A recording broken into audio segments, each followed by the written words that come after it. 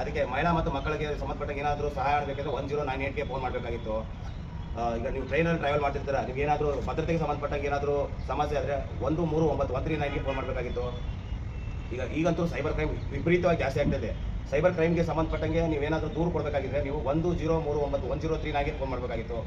ಜನಸಾಮಾನ್ಯರಿಗೆ ಇವೆಲ್ಲ ನಂಬರ್ ನಾನು ಪೊಲೀಸ್ನ ದಿನ ಬಳಸ್ತೀನಿ, ನಾನು ನೆನ್ಪಿಟ್ಕೊಳ್ತೀನಿ. ಬಟ್ ಜನಸಾಮಾನ್ಯರಿಗೆ ಇವೆಲ್ಲ ನಂಬರ್ಗಳನ್ನ ನೆನ್ಪಿಟ್ಕೊಳ್ಳೋದು ತುಂಬ ಕಷ್ಟ ಆಗಿತ್ತು.